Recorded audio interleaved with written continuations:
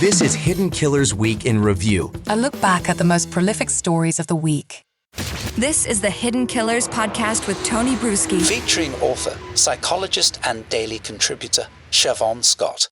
An impartial judge, an impartial jury. That's what you want. That's what we should have. That's the intent when we go into our legal system, when we're judging a case and someone's innocence or guilt. But at the end of the day, these decisions are being made by human beings, judges specifically, who have made many rulings on most cases far before it even gets to the jury, as pretrial hearings and motions are played out months, sometimes years in advance. One of those cases that we've been following for you is the case of Richard Allen and the Delphi murders. He's, of course, accused of killing those two little girls with relatively weak evidence, and a judge that is seemingly has some prejudice against him. We have seen that left and right in this case, kicking out his attorney's decisions that were made that don't allow for arguments to be made or even heard or considered in his defense.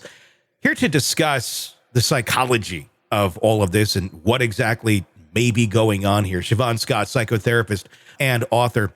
This is a case that it continues to fascinate me. It's fascinating from the angle of what the case is about, which we don't seem to be talking about much anymore because it's all about the minutia of this, the logistics of it right now. But we have this judge, Judge Gull, who they wanted to have her recuse herself. They wanted her to be kicked off. The Supreme Court kept her there. She stays on. The attorneys come back. We clearly see some prejudice going on here because immediately she starts denying motions for hearings that she had already approved in the past. But now that the attorneys are back, doesn't want to go there, seeming just digging in and digging into decisions that just don't seem to make a lot of sense. And we're talking about trying to have a fair trial for this man and truly coming to justice and coming to finding out what reality and the facts were. What is going on here with this, where you have an individual that digs in like this, in this case, Judge Gull? We all want a fair judge. My gosh. And then where my mind always takes me, is it possible for any judge to not have their own unconscious prejudices? Sure. They're human like the rest of us.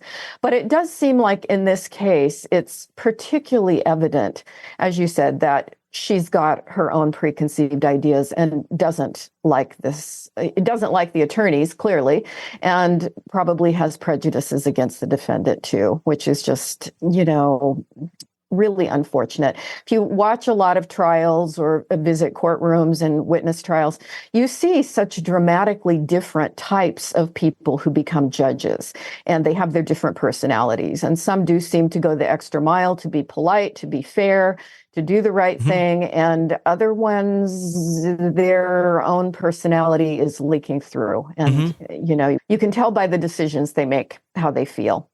And that's a scary thing when we're talking about the pursuit of justice, because then you're basing it on someone's preconceived notions, their personality, whatever may be going on.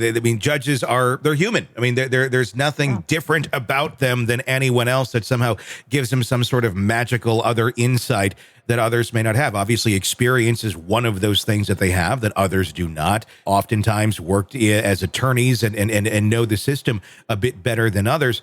But they are human. Should there be more oversights in terms of who gets to be a judge in our country? Should there be more of a mental competency test, and maybe not even competency, but fairness of someone who is going to, live up to the principles that our system is supposedly based on, where justice is in fact blind? Because it doesn't seem to be that way right now. It's appointed by someone, and if you have someone who is already corrupt or twisted, appointing other people who think that same way, or it's by election. And then, it's the luck of the juror or the electorate to pick someone that they feel good with. It's someone who holds so much power, yields like literally the decision to change someone's life, destroy someone's life, or lives all around them. We really don't have a whole lot of oversight to say, this person really has something wrong with them. Like their way of thinking seems to be kind of out there. And in some cases, you'll look at that and go, well, they're a bulldog. Are they, or are they just really imbalanced? Right. Right. Yeah. And this is where my bias I'll own my bias here. Yeah. I think everybody who runs for political office should have some kind of psychological evaluation, Yeah. before we put them in, whether it's president or senators or whatever. I mean, we do want people who do not have glaring anger problems or personality problems or prejudice or biases.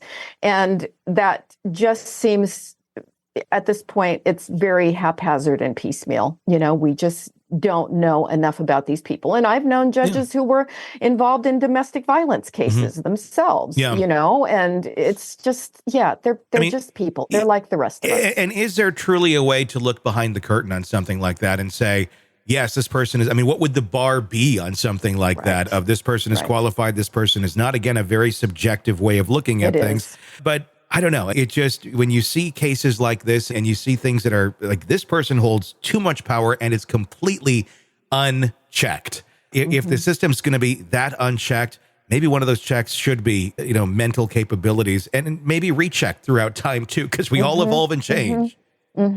Yeah, there are people who have got, just things I've witnessed, anger problems, and their anger leaks out in court. And the people that they don't like, it's very clear when they like someone or they don't like someone.